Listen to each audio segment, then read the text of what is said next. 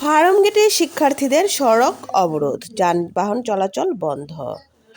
Tejgaon college ছাত্রাবাসে ছাত্রদলের দুই গ্রুপের সংঘর্ষে উচ্চ মাধ্যমিক শিক্ষার্থী সাকিবুল হাসান রানা হত্যার ঘটনায় জড়িতদের বিচারের দাবিতে রাজধানীর ফার্মগেট মোড়ে সড়ক অবরোধ করেছেন শিক্ষার্থীরা। এতে ফার্মগেট সহ আশেপাশের সড়কে যান চলাচল সম্পূর্ণ বন্ধ হয়ে গেছে। ফলে গুরুত্বপূর্ণ এই এলাকায় তীব্র যানজট সৃষ্টি হয়েছে, ভোগান্তিতে পড়েছে যাত্রীরা। সড়ক অবরোধের কারণে অফিসগামী যাত্রীদের সঙ্গে শিক্ষার্থীদের বাকবিতণ্ডতা হয়। এ সময় যাত্রীরা সড়ক অবরোধ না করে তাদের দাবি যথাযথ কর্তৃপক্ষের কাছে উপস্থাপনের অনুরোধ জানান।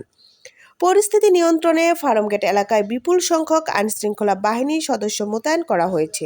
আইনশৃঙ্খলা বাহিনীর কর্মকর্তারা জানান, তারা শিক্ষার্থীদের সঙ্গে আলোচনা করে শান্তিপূর্ণভাবে অবরোধ প্রত্যাহারের চেষ্টা করছেন। গত ৬ ডিসেম্বর রাতে তেজগাঁও কলেজ ছাত্রাবাসের ছাত্রদলের দুই গ্রুপের সংঘর্ষে আহত হন উচ্চ মাধ্যমিক 2024-25 শিক্ষাবর্ষের বিজ্ঞান বিভাগের দ্বিতীয় বর্ষের শিক্ষার্থী সাকিবুল হাসান রানা।